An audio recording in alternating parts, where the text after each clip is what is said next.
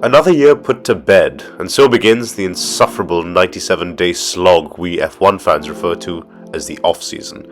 A time to reflect, regret our terrible predictions, and construct an inordinate number of top 5 lists. Yes, I'm guilty as charged, but it is that time of the year, and I want to get back in the saddle. So, here it is, my top 5 drivers of 2023. Well, almost. Before we get stuck in, I thought some honourable mentions would be in order, as neglecting 3/4 of the grid is something I am not prepared to do. First up, this year's most improved driver, Yuki Tsunoda. As you may remember from my last video, I've made no bones about my admiration for Yuki in 2023. After an erratic couple of years, the Japanese driver has really found his form. Yes, there's been the odd blemish like in Mexico City, but on the whole, it's hard to contest the claim that Tsunoda has been one of the season's standout performers. He's battered a teammate who many expected to get the better of him. He's held his own against not one but two very, very skilled teammates in Daniel Ricciardo and Liam Lawson, secured the lion's share of AlphaTauri's points, and managed a career-best 6th place finish in qualifying at the season finale in Abu Dhabi. May not be ready for a Red Bull seat, but I for one can't wait to see what he manages in the sister team next year. Next up, Rookie of the Year, and it's no contest, it has to go to Oscarpiastri.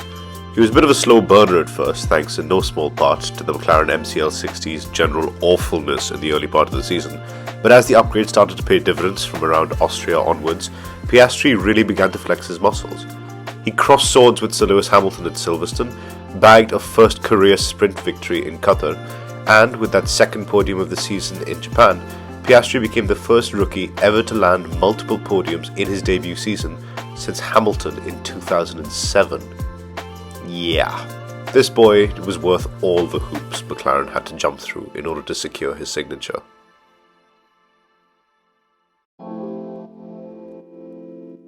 The only man to deny Red Bull a clean sweep of all 22 Grand Prix, Carlos Sainz Jr. has enjoyed one of his finest seasons in Formula 1, not only because of his immense competence in the face of inadequate machinery, but because of the maturity with which he has risen to the occasion whenever big results have been on the cards. At the start of the year, it looked like business as usual. Leclerc seemed the quicker driver as he bagged the headline results, think the pole position in Baku or the second place in Austria, whereas Carlos kept himself within touching distance, but mainly due to his unwavering consistency. A scenario somewhat comparable to the pair's first year together in 2021. Armed with a midfield car, Sainz was more at home than Leclerc in that environment, and therefore more consistent, which is why he was able to edge the Monegasque in that year's Drivers' Championship. Fast forward to 2022, and Carlos had his nose put out of joint. With Ferrari now fighting for wins on the regular, there was no substitute for raw pace, and while Leclerc was able to challenge the likes of Red Bull and Verstappen, Carlos was not.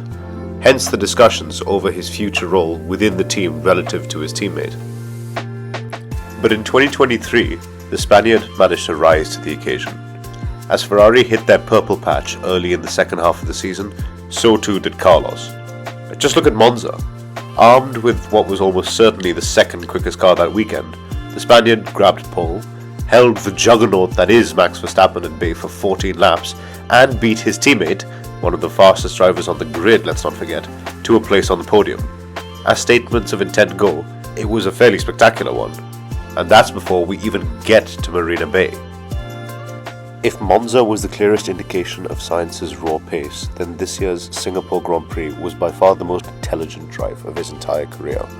In addition to his raw pace, which served him well all weekend as he grabbed pole position, the composure with which Sainz managed his tyres and deliberately kept Norris in his DRS window so as to fend off the charging Mercedes behind him was nothing short of inspired. It remains to be seen whether or not Sainz will be able to deliver these performances on the regular once Ferrari get their act together. But as we've seen on more than one occasion in 2023, the Spaniard can, on his day, deliver an absolute champion's drive. Hilarious off the track and absolutely ballistic on it, Fernando Alonso continues to defy logic even as he nears his 43rd birthday. That's coming from a die-hard Sebastian Vettel fan, in whose eyes Alonso was always the villain of the piece growing up. Regardless, widely mocked for his seemingly illogical move to Aston Martin, Alonso has, for once, been able to reap the rewards of a well-timed team swap.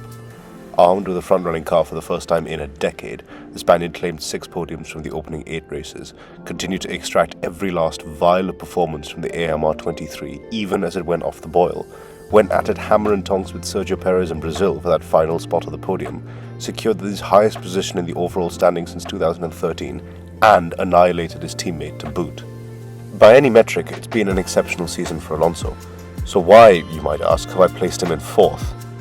Well, it's not like he pales in comparison to those above him on this list, but there have been a few blemishes across the season. The error during that final run during qualifying in Spain, the crash in the sprint race in Belgium, that spin in Las Vegas. Were it not for those errors, Alonso would have secured 4th in the Drivers' Championship by a significantly larger margin than he actually did. What's more, Alonso's track record means that any mistakes he makes are automatically harder to ignore. If ever you're compelled to do a deep dive on Alonso relative to his contemporaries, by which I mean Sir Lewis Hamilton and Sebastian Vettel, you'll find that when it comes to result-altering mistakes, the Spaniard actually has fewer than both of them. You need only try and remember the last time Alonso made a major mistake to see what I'm on about. Errors have crept in this year, and while they've not been dire, they are nevertheless of note. Plus, he hasn't exactly had the toughest of teammates in Lance Stroll. Now, I know this isn't exactly Alonso's fault, you play the hand you're dealt, but besting a strong teammate is a major factor behind the placement of the man directly above him on this list.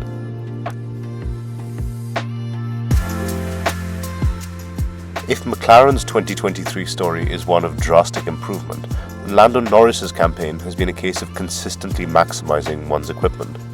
Everyone will no doubt remember the 7 podiums he acquired after the upgrades kicked in, but even before McLaren began its ascension up the grid, the boy from Bristol was always getting the most out of the MCL60. Take the Spanish Grand Prix.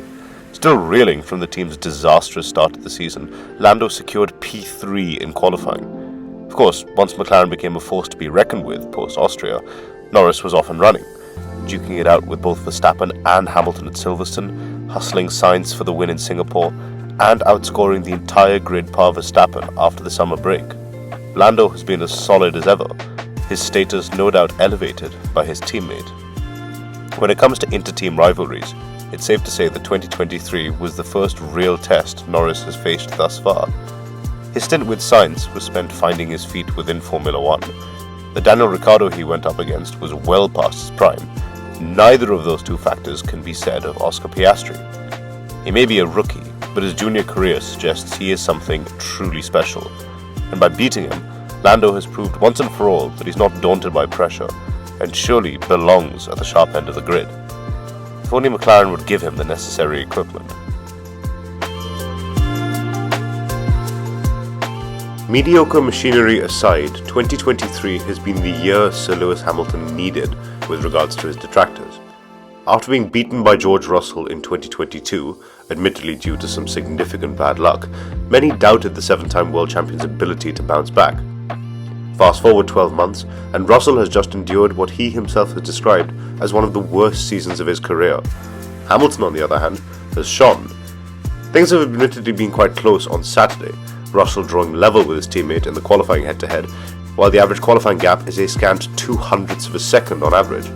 But it's Sunday where the gulf has really emerged. Russell's races in 2023 have generally been a concerning blend of driver error and lackluster pace, one that left him nearly 70 points adrift of his teammate in the Drivers' Championship. By contrast, Hamilton claimed his first pole position in a year and a half, stood on the podium 6 times compared to Russell's 2, and came within a round of genuinely challenging Sergio Perez for second place in the Drivers' Championship. That's Sergio Perez in one of the most dominant Formula One cars of all time. Granted, a large portion of that battle can be attributed to the Mexican's disastrous 2023 campaign, but Hamilton was the only driver capable of capitalizing on Perez's misfortune. Add to the equation Hamilton's negligible mistakes, his sole major black mark of the entire season being that crash with Russell in Qatar, and there's little denying the claim that the man from Stevenage is still a fiercely capable racing driver, one that has the wherewithal to, at the very least, fight for another world title if given the opportunity.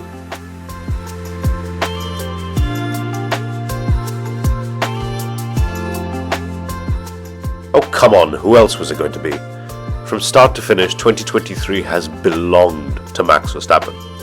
Yes, there were very rare dubious moments like that move with Leclerc in Vegas, and yes, the RB19 hasn't been quite the monster in qualifying Red Bull were hoping for. Relatively speaking, 12 poles is still nothing to sniff at. But it's the races where Max has been simply untouchable. Come rain, like at his home event in Zandvoort, shine or unbearable heat like in Qatar, the Dutchman has been in a class of one, as is made evidently clear by the torrent of records he has either broken or rebroken in 2023. Most wins in a season, 19. Most consecutive wins, 10. Most podiums in a year, 21. Highest percentage of wins in a season, 86.36%. Most sprint wins, 7. Most sprint wins in a season, 4. Most consecutive top 2 finishes, 15. Most laps led in a season, 1,003. Highest percentage of laps led in a season, 75.7%. Most hat-tricks in a season, 6. The largest winning margin in a championship over second place, 290 points. The highest average number of points per race in a season, 26.14. The most points in a season, 575.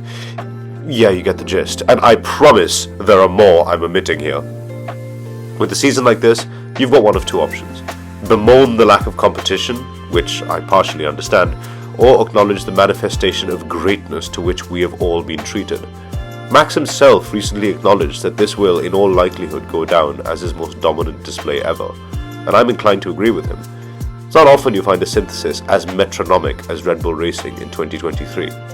One that saw driver, car and team all operate in perfect unison. Perfection may be a myth, but Max Verstappen and Red Bull gave it a really good go this year, by almost any metric, the most emphatic display of dominance in the sport's history. Well, there you have it. Thank you very much, everyone, for watching. Apologies for the block nose. Let me know what your personal top 5 is in the comment section below. Do you agree with my takes, or am I spouting complete nonsense? In the meantime, have a good winter, and I will see you all very, very soon.